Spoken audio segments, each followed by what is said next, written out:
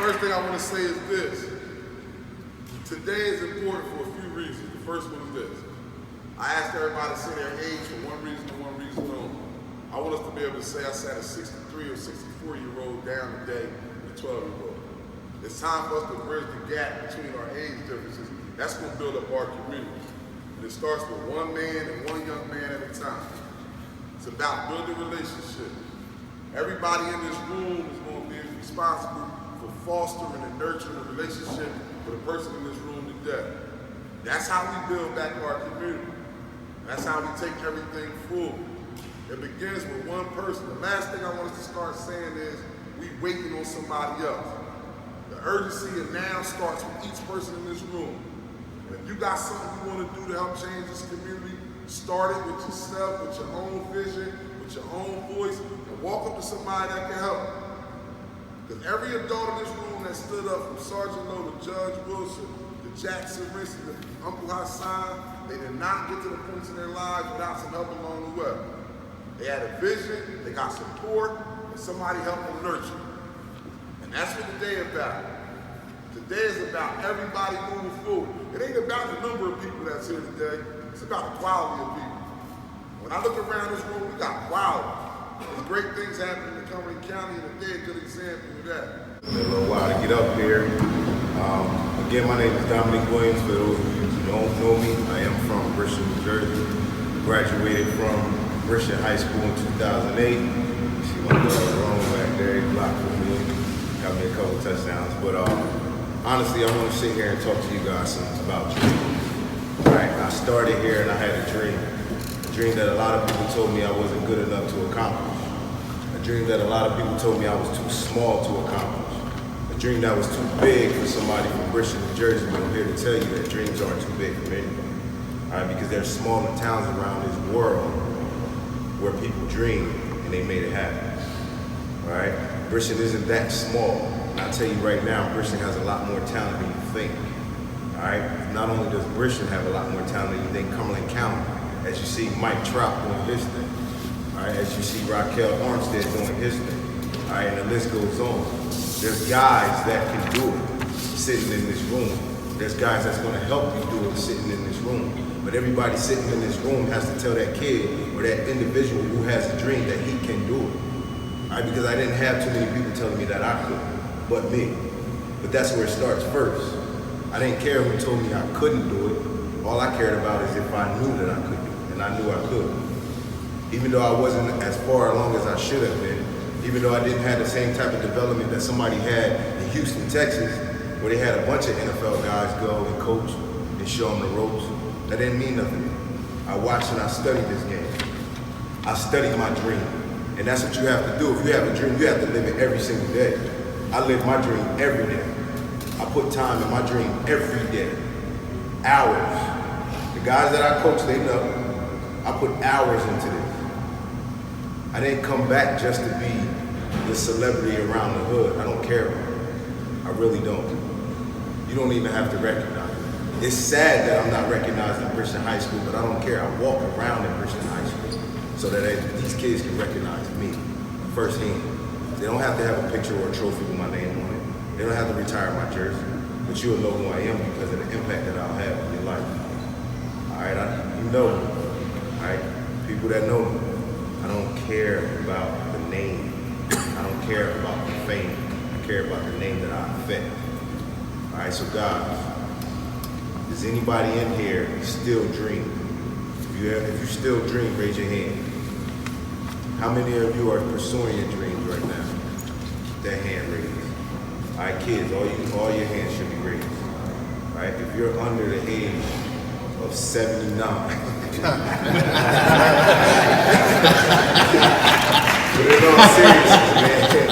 but in all seriousness, dreaming should never stop. I'm gonna tell you about a bad experience that I had. I played for the New York Jets. I left the Minnesota Vikings for money. All right, the New York Jets offered me a signing bonus and I left. You're gonna take the money, right? You know, Minnesota Vikings said, we love you. We saw the talent. You was the most improved guy on our roster. We want to keep you, but we can't give you the money because you were on the practice squad last year.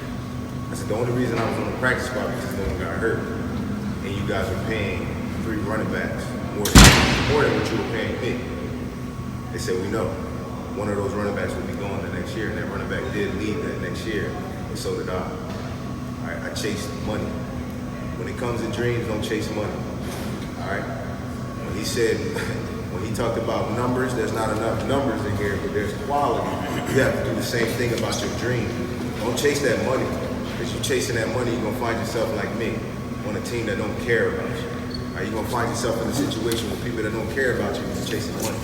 All right, chase the quality of the dream versus the money of the dreams. All right, so I chased that money and I went to the New York Jets and I got a concussion.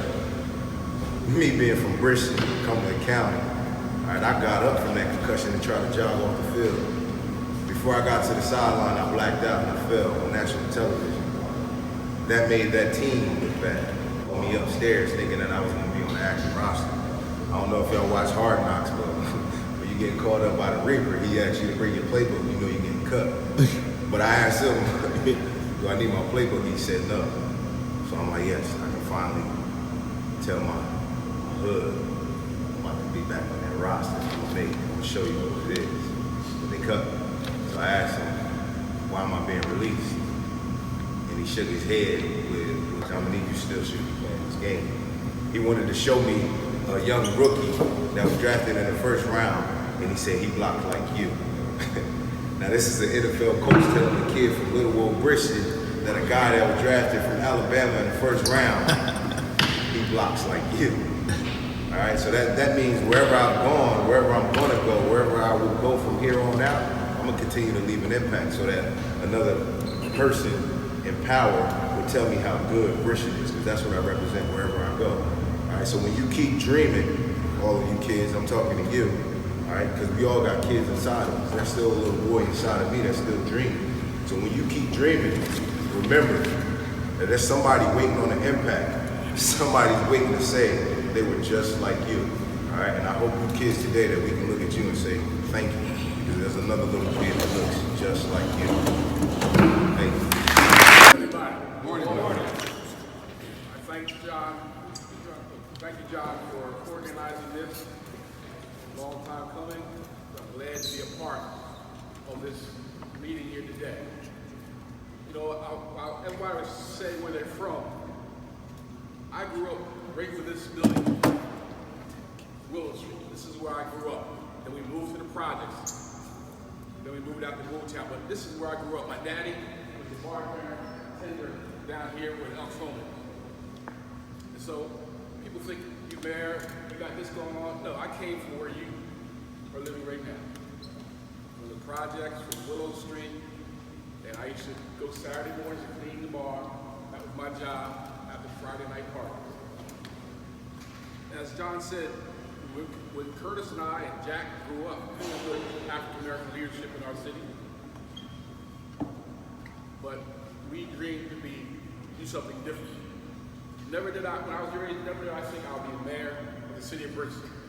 I've been mayor for over 10 years.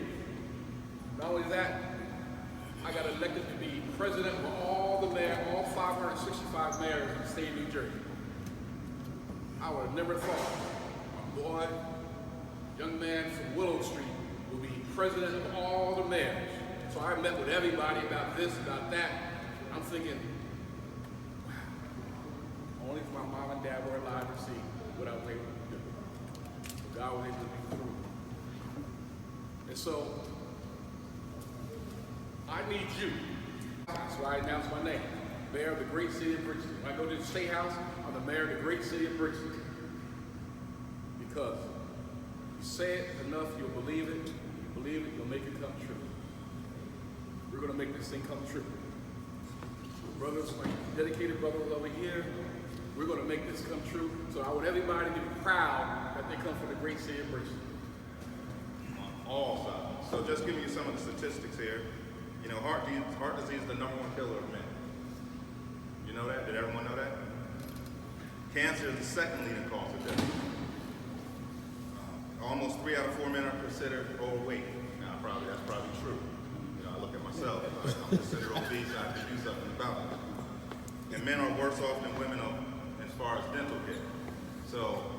go into a whole, you gotta make sure your health is taken care of, but John, and Complete Care is right up here. We can make sure we get you all the appointments that you need to stay healthy.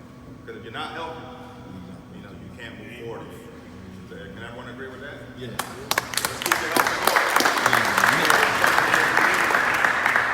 There's plenty of people in the community that can help you make sure you get there. And I can say where I got to is all about who you know. And it's good to know people on this side of the room. So if you're in any type of issues or troubles, reach out to us and we'll see what we can do to help you out. All right? Thank you. You got a lot more in common with these grown men than what you think. It ain't just that you're from the city of Prince. I'm gonna ask you a question. I want everybody to raise their hand on this question applies to you. Who grew up in a single parent home raised by just a mom? Raise your hand. Who grew up with a family member, mother, father, incarcerated in jail? Raise your hand. See, we're no different from y'all. Like Dominique said, dream. But take pride in yourself and have faith in yourself. Just because you're humble, you work every day, you take care of your family, you're rich. You ain't gotta have 50 cent Donald Trump money. You got love, faith in God, good. And don't make you sore because you go to work and you take care of your family. The streets is called a street game. And as any of these old dudes over here, nobody's ever won. And in that game, either go to jail or you die. And somebody come and take your place. If ain't one of them cats who can tell you that's in prison who passed away, they named that block after him, that apartment complex after him. Nobody remember your name. They just gonna remember you. As long as that picture they run around on a t-shirt, once they fade, remember you. You owe it to yourself. Have pride in yourself, faith in yourself. You can believe anything you believe you can do, you can do it. You got a head start. Your life is just beginning. I've seen kids come in 14 years old, 20 years in prison for one little mistake. Spent the rest of his life paying. And one of these gentlemen over here believe each and every one of them. Because they were just like y'all.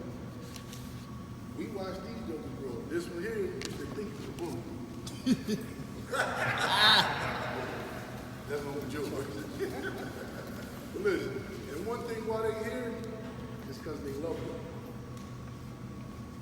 Don't be ashamed to tell you, ew, y'all gotta push each other. You tell Dominique and my son, they play football together. Hold each other accountable in class. Check on each other. He ain't doing his work, put him in on. Yo, what you doing, man? Play football, we need doing good. Don't let each other slack. If you see your man doing something wrong, tell him. If you care about him, tell him. That's why I'm here. That's why these men are here. They want to see y'all this great. Each one of us want to see you become better than us. And none of these men over here have the answer to life. We all, like you said, at some point, we confused. We ask for help. Don't ever think you're too good to ask for help. And it's there if you want it. Thank you. But this all I want to say to you is this. Mrs. Smith, we won championship together, right? City League, everybody play City League, right? He always complained that I shot all the time, right? We won the championship though, right? Okay, because he rebounded, he kicked it out, I shot it. He never gave it back. We was never open. Right? So what y'all want me to do? Oh, too slow. See? Mr. George say too slow. But this is the thing. How many people in here 10 years old? Or less? Nobody? It took me 10 years to finally get complete care, right? Complete care. The gentleman, the man that was just up here, the CEO of Complete Care right here, took me 10 years for them to finally say, we will concentrate on mental health. And this is why. Black men are under an assault in this country since day one. If anybody here say they don't suffer from trauma, they lie to themselves. The second thing, I want all of you to realize, you need to talk to each other, right? The reason I'm where I'm at today is because I'm not afraid to talk to niggas, right? Have conversations, cry, moan, tell some deep secrets, and know what? I can talk to most everybody here. I feel I can tell them something, and they're not gonna tell nobody. They're gonna pray for me, they're gonna support me, and we're gonna go on. And even if they did tell somebody, I wouldn't really care because at that moment, if they gave me what I needed to keep me moving forward, that's what I need to do. Then we can talk about that other stuff later. So learn how to talk to each other. I do a group up there that Mr. Fuqua had started at the high school. I picked it up, go there every Friday morning. All I do is let you talk. Because sometimes that's what you need. So what I encourage you to do is this. Don't be afraid to engage with each other. You're not the enemy to each other. There's bigger enemies out here for you. Learn to trust and love each other, but love and trust come and starts with loving and trusting yourself. So I'm gonna get out the way. Thank you for coming out this morning and doing your day. Everybody say purpose, purpose, not popularity. Not popularity. Say purpose, purpose, not popularity. Not popularity. My name is Michael Mickey Williams Jr. I was born and raised in Atlantic City, New Jersey. Since the age of 16 to the age of 38, I found myself addicted to all types of drugs. I was addicted to crack cocaine, I was addicted to heroin, I was suicidal. I spent 22 years of my life inside and out of prison. In August 2009, I found myself in Bristol, New Jersey, the great city of Bristol, sitting downtown on a bench. I was sitting on this bench, I was suicidal, I wanted to kill myself. I didn't know how I was going to do it. I just completely had given up on life. So I sat there that day and I said, you know, I'm gonna try one more time. Somebody say one more time. One more time. So I got up that day, and since that day, I'm a 9-time published author. Since that day, I'm a substance abuse counselor for Bristol. Following my purpose instead of popularity. Everybody say purpose, not popularity.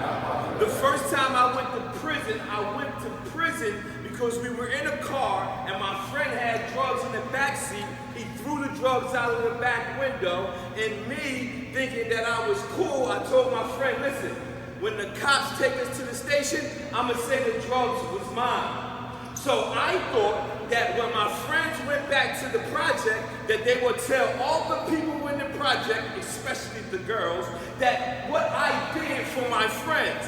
I thought that that would make me popular. So I ended up going to prison because I wanted to be popular. But today, I go to prison because of purpose. I go into the prisons and try to encourage the prisoners and let them know I understand what you went through because I went through that too. But before I went to prison, I went because I wanted to be popular. But today I go into these same institutions, but I go because of a purpose. Everybody say purpose, not popularity. If you look on that paper, it says you have been impregnated with a purpose. The word impregnate means to soak, to saturate, or to fill. Every last one of y'all have been impregnated with a purpose. Every last one of us, under the sound of my voice, have been impregnated with a purpose. It says, I normally tell people that I received my purpose, my gift in 2009. But actually, that was the year that I recognized that I was impregnated with a purpose. I said that to say this: fulfilling your purpose can only be achieved when you recognize you have a purpose. When you recognize that you have a purpose, that's the only way that you can make that thing come to fruition. Everybody say purpose, not popularity. The purpose we have, which have been given to us, are simply a platform for which the giver can act. What does that mean? The gift or the purpose that we have inside of us is an opportunity to perform on a level that we couldn't even think we could perform on. You have a purpose, and you have been given this purpose. The company Apple, if you look on the Apple iPhone, it has an image on the iPhone. But before Apple put that image on the iPhone, they made sure that everything that iPhone needed to succeed was already in the iPhone. Apple also came out with an iWatch. But before Apple put their image on that watch, they made sure that everything that watch needed to be successful was already in the watch. Apple also came out with an iPad. But before Apple put that image on that iPad, they made sure that everything that iPad needed to be productive was already in it. Now I said all that to say this. The Bible says that God made us in his image. But before God put his image on us, he made sure that everything that we need to be successful was already in us. Before God put his image on you, he made sure that everything that you need to succeed was already in you. Before God put his image on you, he made sure that everything that you need to be productive was already in you. That's what he calls an inside job. Everybody say it's an inside job. Everything you need to be successful, everything you need to succeed, and everything you need to be productive is already in you. Everybody say, I'm no longer a victim. I divorced that mindset. I'm married to, and I live with a victorious mindset. And with this mindset, I can't stop.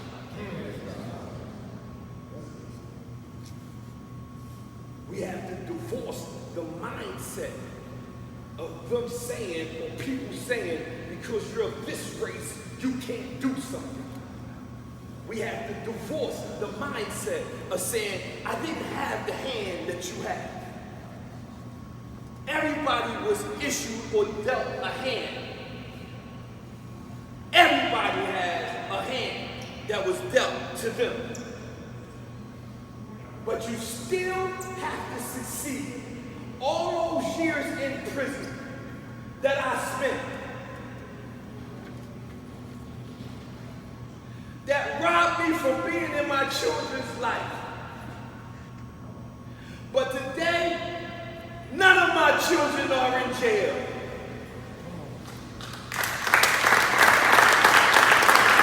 And I just told my son today, he was sitting there, 16 years old, and I tapped him on his shoulder.